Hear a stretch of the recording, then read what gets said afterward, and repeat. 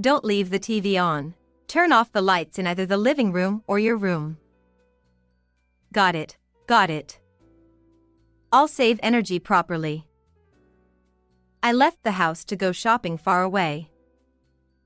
Whether we are leaving or at home, our family works together to save energy by making sure we don't forget to turn off the lights or adjust the air conditioner settings. Today, as usual, I went out with the family reminding each other to be careful. However, when I came back a few hours later, our precious home had completely changed. If you love saving so much, let me save energy for you. The sinister sound was her laugh. Sneaking into our home, she turned off the circuit breaker, causing a major incident. The reason she did such a thing was, my name is Luna. I'm 29 years old and married to Ollie, who is my age. After our marriage, we moved in with his family. His mother had already passed away, and his father, who had a chronic respiratory condition, was living alone. My husband, worried about his father's health, persuaded me to move in while I continued working. His unmarried sister was also living there, but I couldn't get along with her. His father, who was gentle and kind like my husband, was the opposite of his sister, who had a volatile temperament. I, being straightforward, often clashed with her, and as her elder, barely managed to keep her in check. If it weren't for her, our lives would be peaceful. However, within 6 months, his father's condition worsened. He needed an oxygen inhalation device to stay at home. Both my sister-in-law and I worked, so we couldn't help his father during the day if anything happened. While it was necessary to find a safe environment like a care facility, his father refused to leave the house filled with memories of his late wife. After discussing with my husband, we concluded that forcing him out of his home would be detrimental to his health. So we decided to hire a helper, but this led to another problem. My sister-in-law didn't like having strangers in the house and started harassing the helpers. She would secretly insult and annoy them, claiming, if they can't provide proper care, we can't trust them with father, and kept complaining to the agency. Many helpers quit, and when we figured out the cause, it was too late. The agency told us, we can't send anyone new, essentially giving up on us. What should we do? We've been rejected by this company too. We're probably blacklisted. Damn, it's because of her. Known as a troublemaking household, we couldn't rely on helpers anymore. We sighed and had to think of other solutions. My sister-in-law, naturally selfish and isolated from the family, was frequently admonished by my husband, which led to fierce sibling arguments. He eventually told her, move out and be independent. But being scolded only made her more hostile towards me, the less resistant target. You're the one who got married into this family, so you should take care of him. My brother can't quit his job, but you can. Hearing this, my husband would argue again. This didn't allow for a peaceful life for his father either. Though it was annoying to agree with her, there was no other choice. His father, concerned about my unfamiliarity with the environment, put on a brave face to help me settle in. Feeling indebted to him, I said, I'll quit my job and take care of your father. I'll also start learning about caregiving. He's my family too. When I decided to resign for caregiving, both my husband and his father tearfully thanked me. Learning about caregiving from scratch was difficult, but his father always encouraged me kindly. The only constant was my sister-in-law, who remained at home without helping with housework or caregiving. On her days off, she would disappear, likely going out to have fun.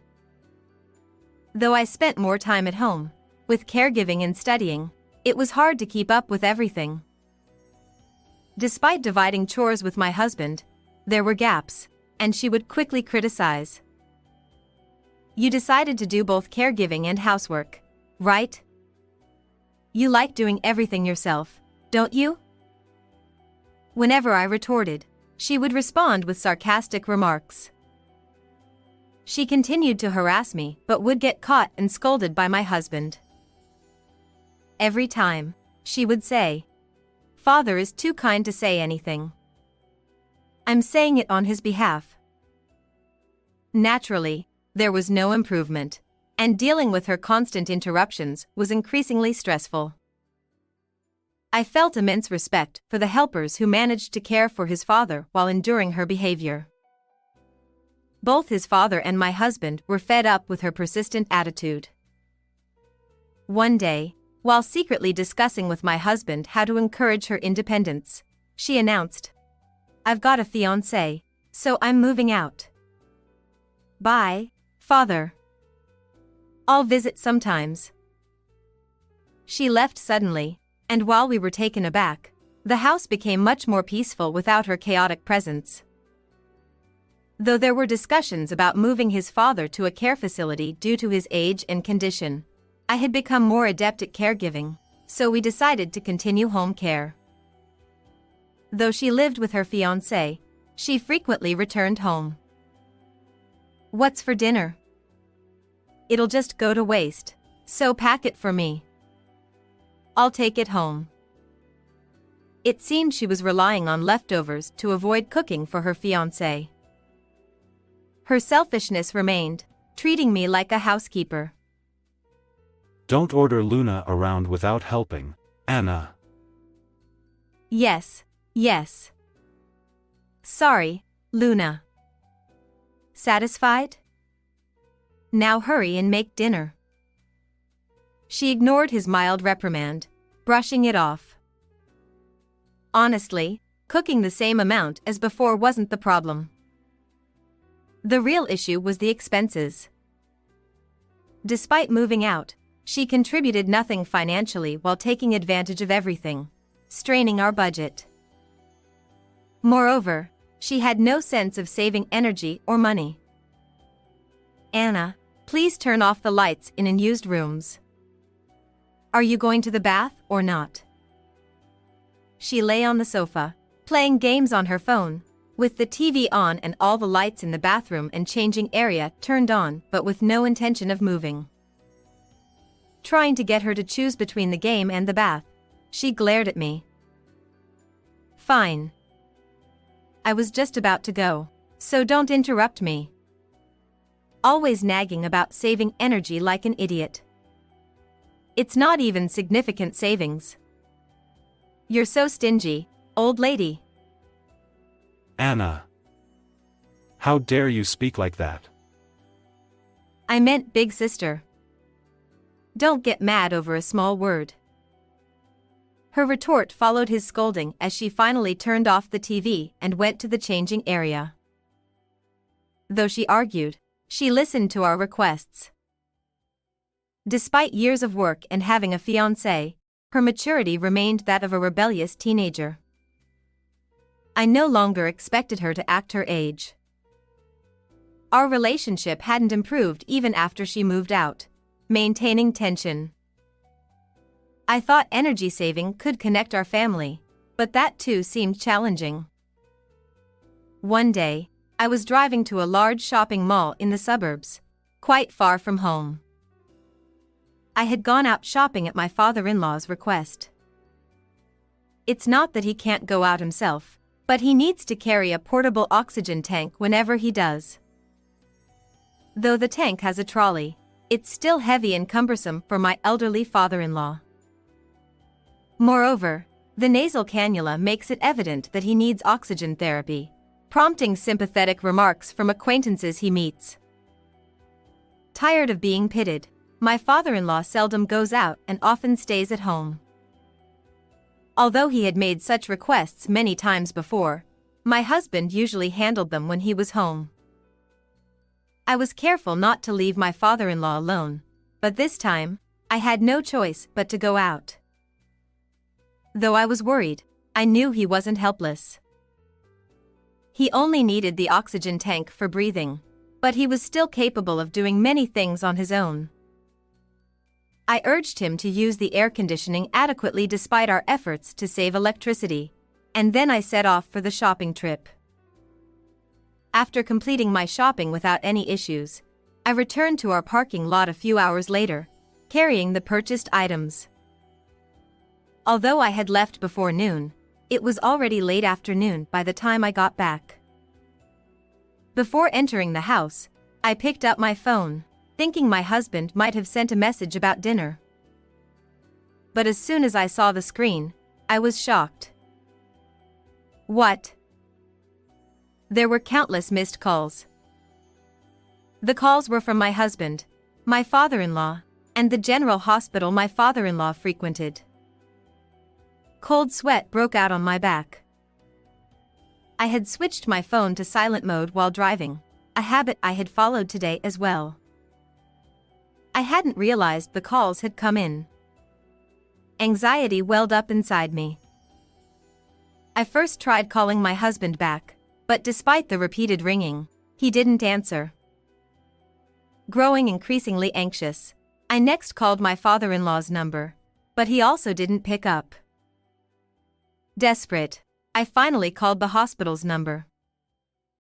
A receptionist answered, and I inquired about my father-in-law, struggling to stay calm. He is currently hospitalized. I can't provide more details over the phone, so could you please come here? After being transferred through several departments, I received this information and froze. I responded that I would come immediately, hurriedly started the car again, and drove off. The traffic on the road seemed to reflect my anxiety. My father-in-law had been fined before I left, seeing me off as usual. Why had he suddenly been hospitalized? I deeply regretted leaving him alone. Arriving at the hospital, I followed the receptionist's directions to his room. Walking down the tense hallway, I quietly opened the door to find my husband already there. We exchanged surprised glances. He explained that he couldn't answer the phone because he had been waiting for my father-in-law's test results. I, too, had been unavailable while driving. I'm sorry, I couldn't answer your call.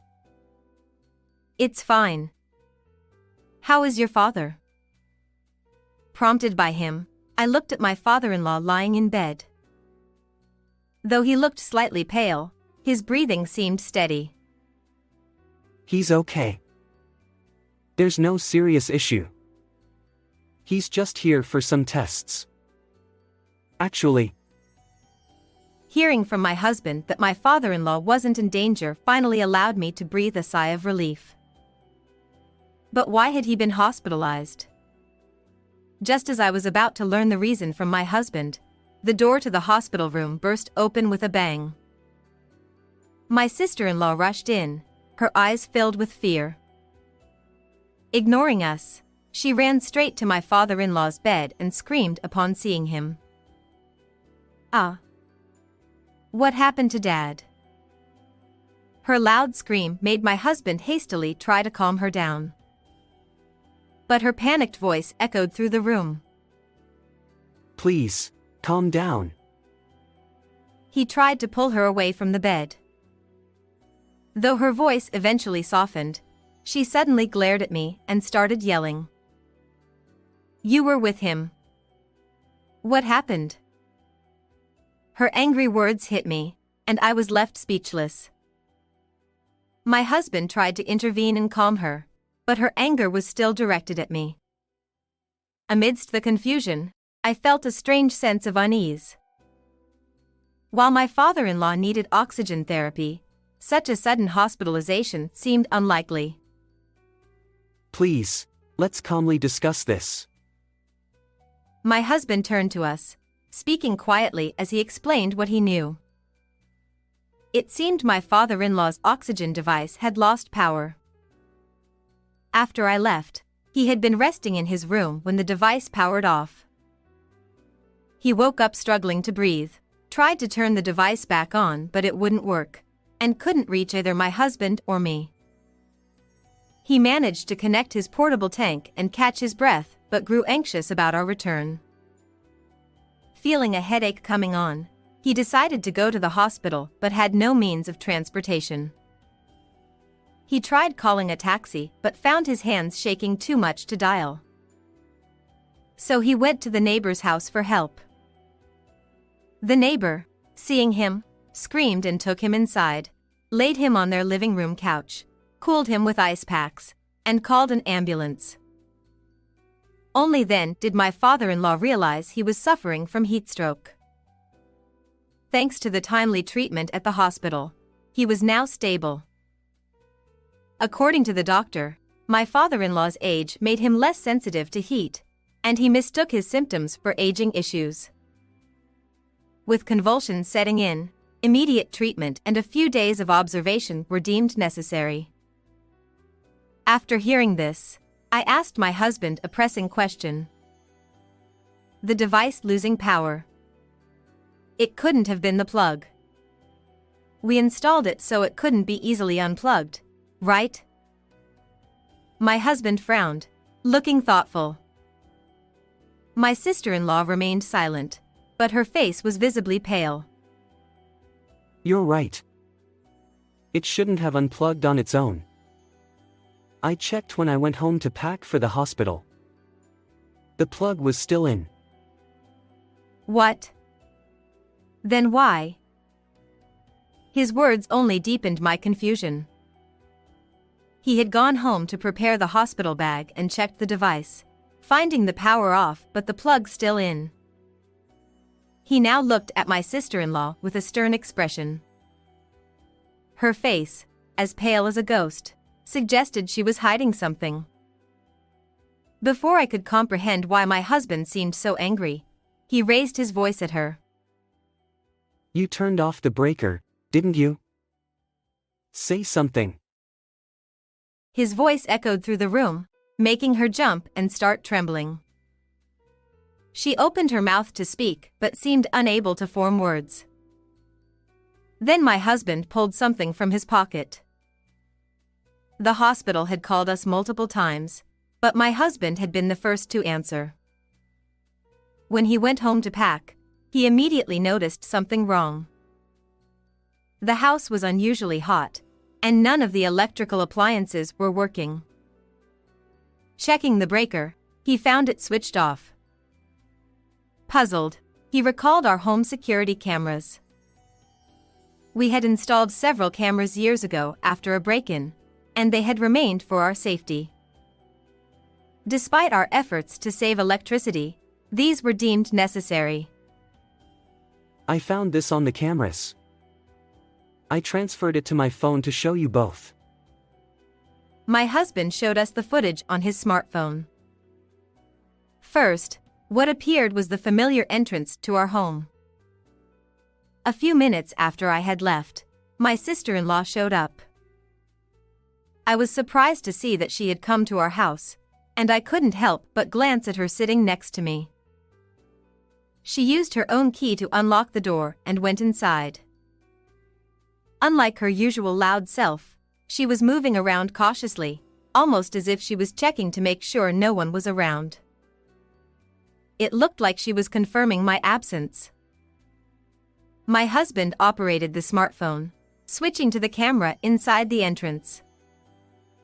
The location of our breaker is near the ceiling of the shoe cabinet. My sister-in-law climbed onto the chair we used to put on shoes and opened the breaker cover. What is she doing? Even though I knew what was going to happen, I couldn't help but scream. The camera, which has an audio recording function triggered by sound, captured not only the rustling noises but also her horrifying mutterings. This is the breaker, right?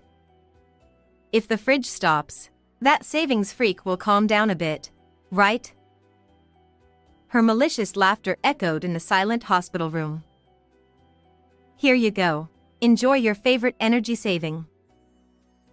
After that, the video ended because the breaker was tripped. We were left speechless and stood there in shock. When the breaker is tripped, the power supply to the entire house stops. For the few hours until my husband noticed, as she had planned, the contents of the refrigerator would have turned into a disaster. From her panic when she rushed into the hospital room, she clearly hadn't understood the gravity of her actions, but this was far too malicious to be considered just a punishment for me. However, she reacted in an unexpected way. Because you're always nagging about saving energy. Tears welling up, she started raising her voice to justify herself. I didn't know father was home. I thought he had gone out with you. It's your fault for leaving him alone. She kept repeating that she didn't expect this to happen. Her tearful plea for self-preservation was in stark contrast to the fiery anger burning within me. How could you sneak in and cut the power like a thief? We're lucky he survived, but what if something had happened to your father? I couldn't help but lash out at her, but she raised her voice even louder to blame me. It's your fault. It's all your fault that father ended up like this. Her accusations pierced my heart. True, I shouldn't have left him alone. Wasn't it my mistake to leave him behind, saying it would be a burden to take him out?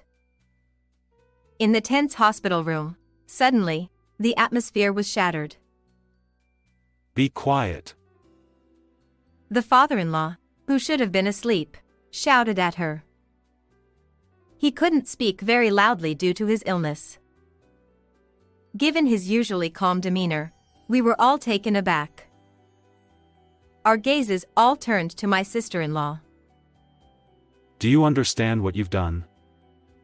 You caused trouble for everyone, and nearly killed your own father.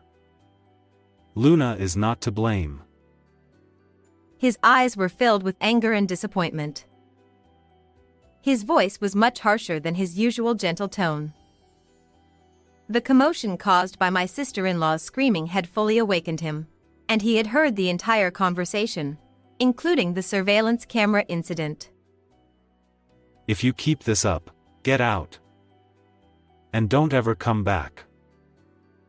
His sharp reprimand left my sister-in-law pale and frozen, but soon she started to cry loudly. It was incredibly annoying. She was apologizing to her father, but he responded, You're a nuisance. Get out. With that, my husband escorted her out of the hospital room. A few days later, my father-in-law was discharged. When my husband and I went to pick him up, he greeted us with a relieved smile, his health having improved. But upon returning home, my sister-in-law was waiting in front of the entrance. Since that incident, she hadn't shown herself to us. We had expected her to apologize, but the words that came out of her mouth were the same as before. It's your fault.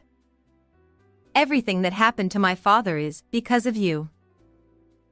Both my father-in-law and husband looked exasperated. Seeing her once again trying to blame me, my father-in-law stepped forward. You should be grateful we didn't call the police. What you did is unforgivable. His cold voice left her speechless. But he didn't stop there. He was utterly disgusted with her. You're disowned. It's unbelievable that you still don't understand the seriousness of this situation. As I said at the hospital, don't ever come to our house again. With a stern tone, he dismissed her and entered the house. She stood there in shock, unable to move, probably never expecting to be disowned by her own father. My husband and I believed his anger was justified, and we decided to continue supporting him. We left her standing there and went back inside. After that, my sister-in-law tried to contact us multiple times to apologize. But my father-in-law ignored all of them. He had no sympathy for her after all the trouble she had caused. neither did we. My father-in-law refused to support her financially for her wedding or honeymoon and declared he wouldn't attend the wedding. Incidentally, I was once ambushed by her outside our house. She pleaded with me tearfully to persuade my father-in-law, but I had already decided not to forgive her. I listened to her entire apology and then left. Eventually, her fiancé found out about everything. He had initially contacted my father-in-law out of curiosity about the odd refusal to attend the wedding. When he learned that my sister-in-law had caused the emergency hospitalization by cutting the power, he turned pale and apologized to my father-in-law. Unlike her, he was a sensible person. He said, "What she did is attempted murder," and ended their engagement. They hadn't moved into their new place yet, so that was cancelled too. My sister-in-law had already quit her job, claiming it was for the marriage. She had spent most of her savings on spa and beauty treatments in preparation for the wedding, so she was nearly broke. They had already sent out the invitations, so she had to bear half of the cancellation fee. She ended up struggling with debt due to her own actions, but she finally understood she couldn't show her face to us anymore. Meanwhile, the three of us lived peacefully. Without her chaotic presence, my father-in-law's condition improved. Considering his age, we couldn't be complacent, but for now, we didn't have to think about moving him to a care facility. We are even planning a trip. How was this story? Please don't forget to subscribe to our channel. See you in the next video.